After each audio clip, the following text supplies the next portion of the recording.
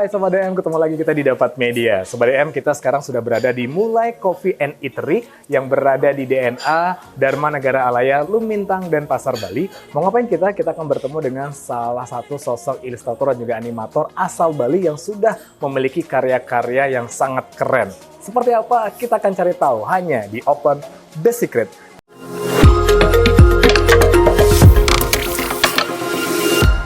Tapi jangan lupa untuk subscribe channel kami di Dapat Media, Instagramnya di @dapatmedia, juga websitenya di www.dapatmedia.com. Bersama kita I Gusti Ngurah Putu Yuda Sanjaya. Ini dia. Halo, apa kabar Yuda? Becik-becik. Sekarang udah stay di Bali ya? Iya, sekarang sebelumnya kan di Jakarta gitu ya. Bergabung dengan salah satu studio animasi yang ada di Jakarta dan itu keren banget gitu ya. Oh, karyanya banyak banget gitu. Sejak kapan udah ada di Bali lagi? Semenjak pertengahan 2021. Oh, pas pandemi ya? Oke. Setelah pandemi. Oke, jadi pandemi di 2020-2021 memutuskan untuk balik lagi ke Bali gitu ya. Yuda ini asli? Saya sendiri asli Tabanan, Bali. Apa alasan Yuda akhirnya memilih Jakarta untuk bisa mengembangkan skill animasinya? Nah, itu kembali lagi waktu 2015 saya masih belajar animasi secara otodidak sendiri gitu kan. Wow. Dan itu saya masih kesulitan kalau misalnya belajar sendiri. Dan akhirnya karena punya kenalan di Facebook, di medsos waktu itu yang lagi rame, ada teman yang bisa animasi dan saya nyoba nanya-nanya ke dia dan akhirnya dia nyoba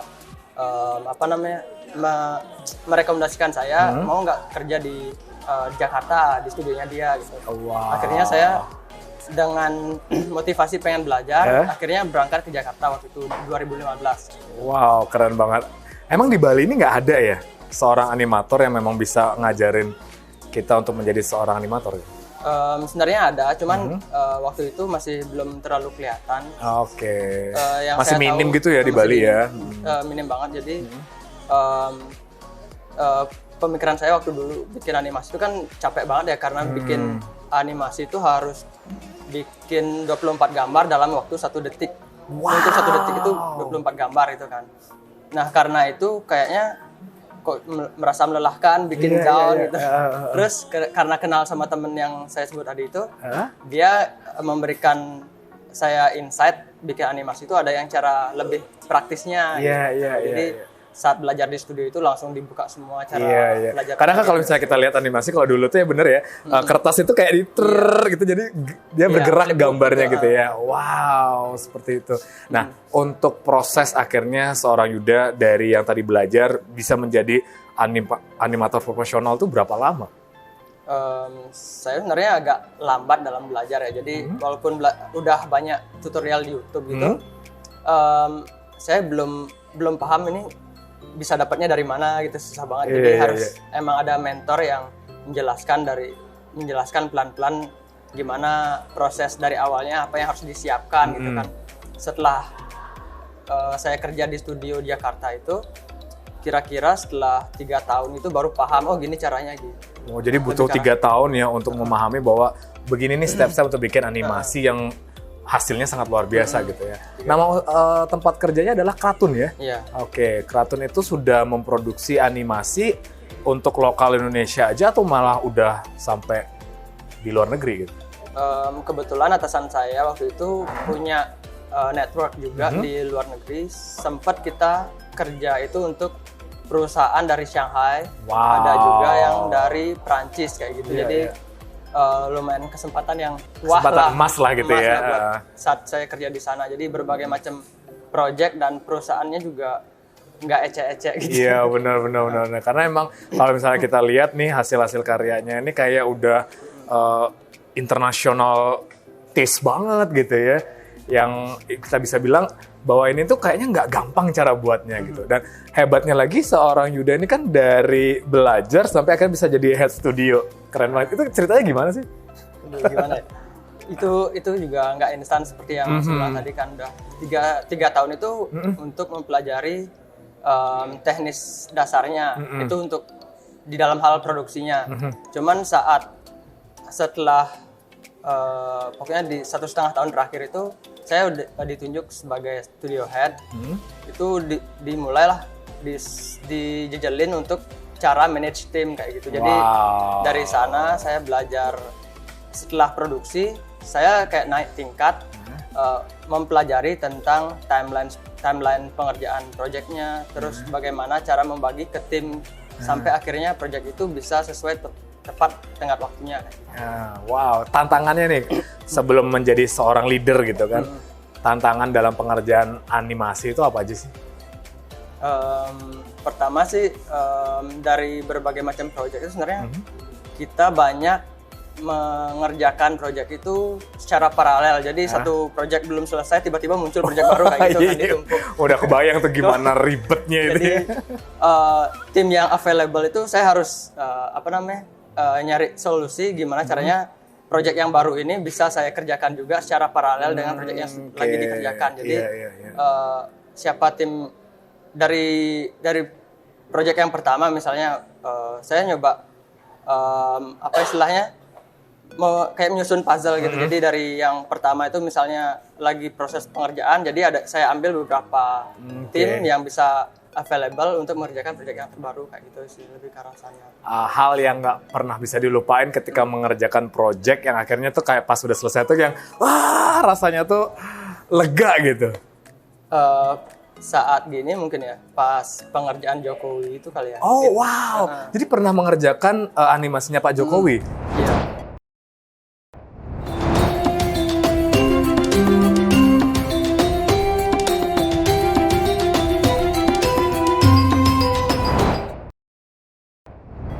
Itu proses pengerjaannya itu saya yang ditunjuk waktu itu mengerjakan storyboard. Jadi storyboard itu semacam sketsa flow cerita dari si animasi.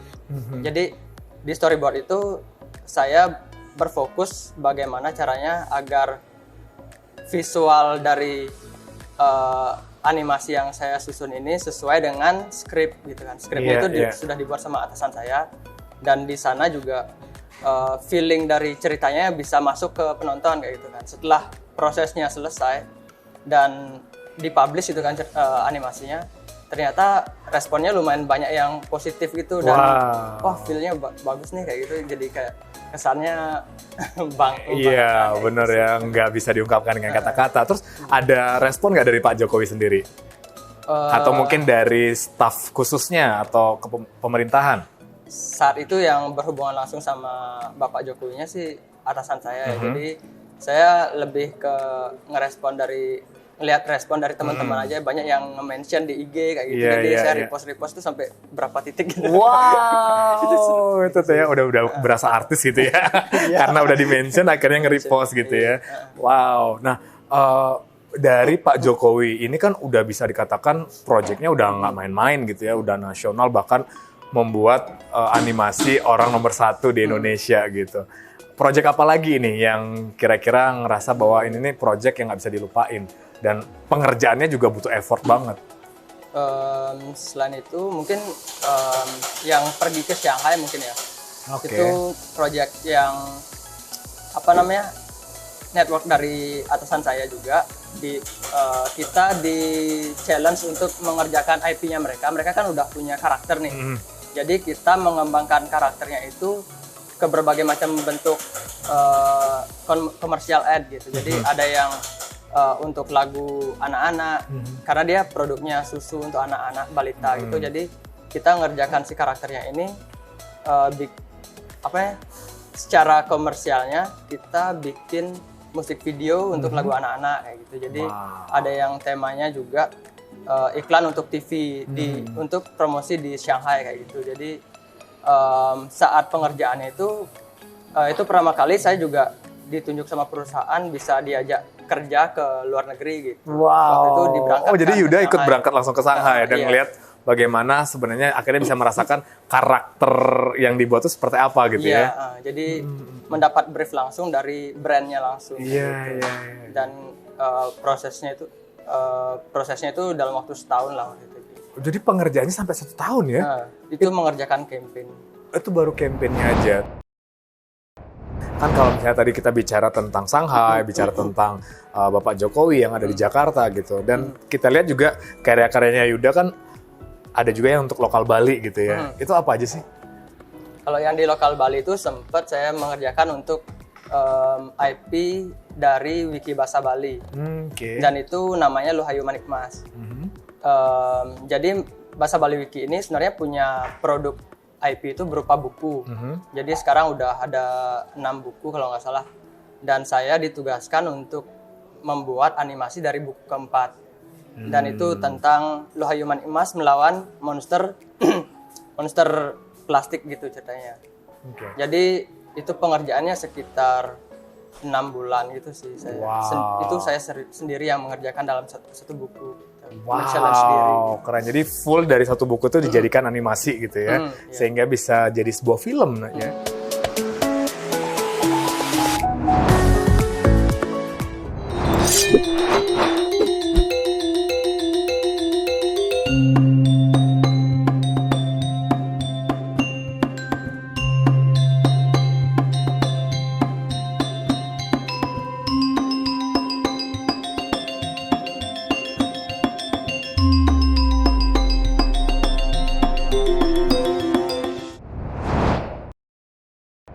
Nah, kan ternyata animasi itu berawal bisa dari buku atau dari komik gitu ya. Iya, Perbedaannya komik sama animasi itu apa sih?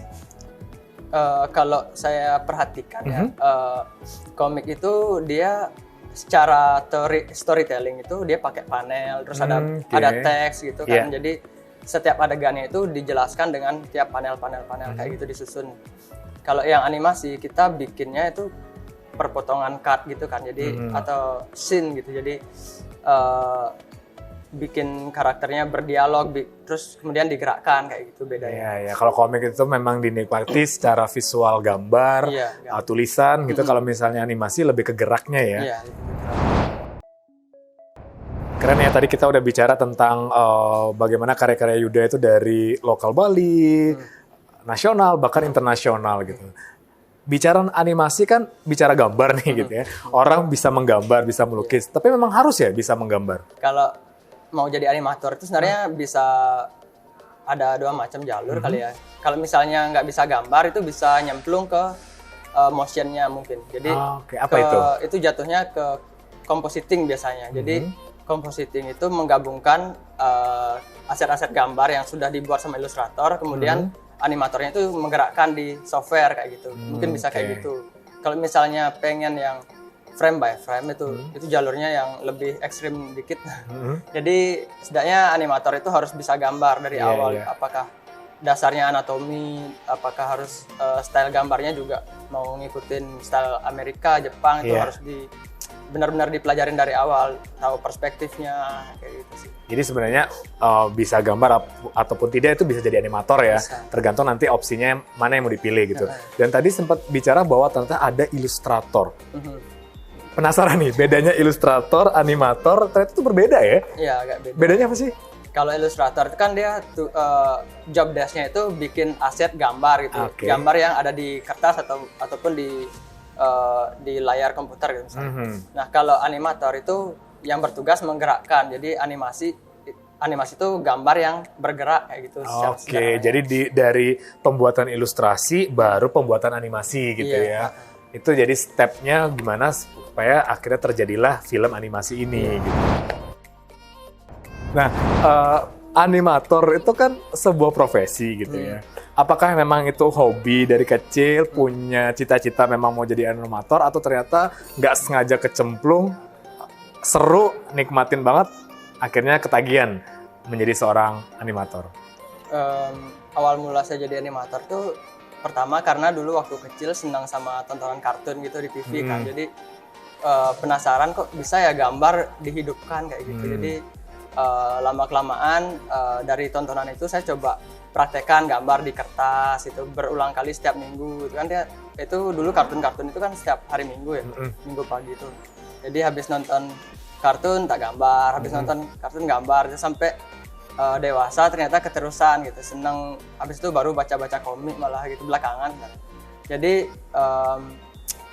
pas kuliah pun sebenarnya masih penasaran gimana cara bikin animasi gitu kan. Dapat dasarnya, cuman cara paling efektifnya itu kurang tahu. Jadi selama kuliah sampai akhirnya sebelum kerja itu bingung nyari siapa sih yang bisa jadi animator di Bali kayak gitu. Studio-studio juga bingung nyari, kok nggak ada ya di Bali gitu kan. Jadi akhirnya nyoba nyemplung ke komunitas game. Itu kan beririsan juga ya, ada animasinya. Sama animasi komikus juga pernah. Jadi di sana sekalian ngasah-ngasah gambar kayak gitu. Jadi akhirnya ketemu temen malah di medsos itu yang beneran profesional di animasi gitu kan. Jadi belajar dari dia dan akhirnya berangkat Jakarta, di sana baru nyemplung. Ternyata memang Yuda bilang kan profesi animator ini sangat menjanjikan gitu. Orang tua mendukung nggak sih sebenarnya, keluarga terutama? Karena kan misalnya kita bicara tentang animasi nih ya, profesi animator, ini hampir mirip kayak musik. Kalau dari pengalaman saya itu ada nih anak muda yang datang gitu, yang sharing cerita bahwa orang tuanya ngelarang kalau misalnya dunia musik itu bisa jadi apa sih? Sampai akhirnya mereka mungkin diam-diam gitu ya, tetap belajar, tetap mengasah, berprofesi jadi musisi, dan akhirnya berhasil. Di situ orang tuanya ngeliat, wah ternyata anakku bisa berhasil di dunia musik gitu. Apakah di dunia animasi seperti itu juga?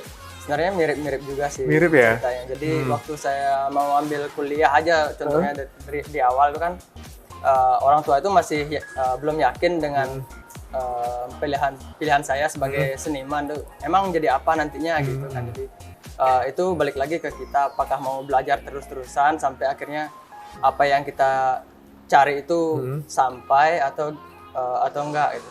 Jadi saya karena saking penasarannya sama animasi, jadi saya nyoba ngejar itu biar apa yang diragukan sama orang tua itu bisa saya patahkan dengan apa yang saya bisa lakukan. Keren. Jadi singkatnya adalah jangan berhenti sebelum sampai finish gitu ya. Sampai akhirnya nanti orang tua ngeliat, wah anakku berhasil di ujung sana, udah kelihatan hasilnya seperti apa. Dan ternyata memang benar-benar menghasilkan gitu kan. Yes. Syukurnya begitu. Kerennya lagi ternyata kalau misalnya kita lihat-lihat nih ada karya terbarunya, yaitu salah satu e-commerce Indonesia. Kita bicara digital, e-commerce sudah pasti menjadi hal yang biasa gitu ya. Adalah GoPay. Itu gimana ceritanya sampai bisa menjadi salah satu animator yang membuat animasinya dari GoPay? Oke, jadi untuk iklan itu sebenarnya saya bisa masuk itu pas project kedua. Jadi project pertama si GoPay ini sebenarnya sempat saya lihat di medsos itu udah viral gitu kan. Dan lihat stylenya kayaknya lucu nih gini. Dari gambarnya itu style kartun jadul milik Disney gitu.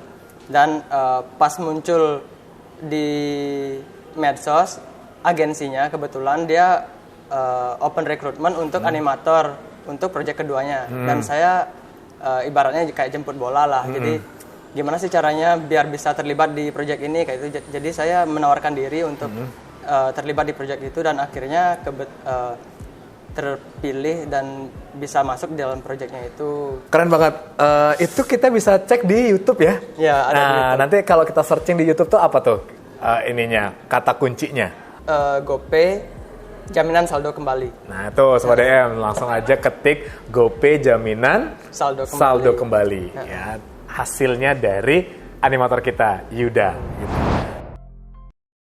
Cuma buat pengguna GoPay Plus. Jangan lupa di-upgrade ya.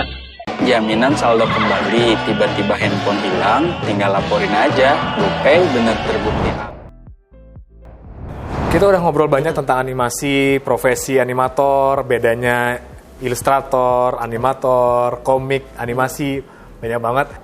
Sekarang kita bicara tentang animasi, pasti kan perlu media-media nih, fasilitas, alat-alat gitu. Untuk Sobat DM yang siapa tahu pengen jadi animator, yang ternyata apakah memang harus punya fasilitas yang wow langsung, atau ternyata bisa step by step. Kalau Yuda sendiri seperti apa sih?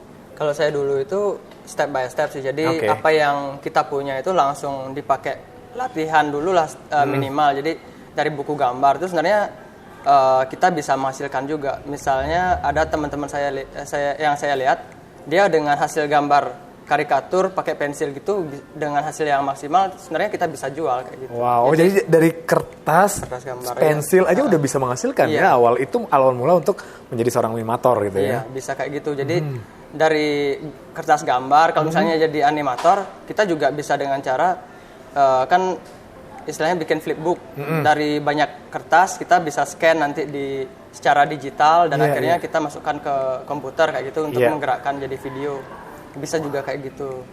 Oh, jadi benar Yuda ini step by step dari kertas gambar akhirnya bisa membeli alat-alat yang sekarang udah bisa menjadi seorang animator gitu. Oke Sobat DM, jika kalian pengen belajar menjadi seorang profesional animator, mulai aja dulu. Jangan khawatir tentang peralatan, tentang dukungan orang tua. Nanti kalian asah aja dulu skillnya yang ada, kemudian perlahan-lahan siapa tahu nanti bisa berkembang menjadi profesional animator dan siapa tahu kita bisa berkolaborasi bareng. Saya tunggu. Keren banget Yuda, itu tadi kita bicara tentang animasi. Semoga kita berharap semuanya animasi Indonesia bisa mengglobal dan diakui oleh dunia. Sobat DM, kita akan ketemu lagi dengan narasumber yang sangat hebat sama seperti Yuda di segmen berikutnya hanya di Open The Secret. Tapi jangan lupa untuk subscribe channel kami di Dapat Media, Instagramnya di @dapatmedia, juga websitenya di www.dapatmedia.com. Sampai jumpa.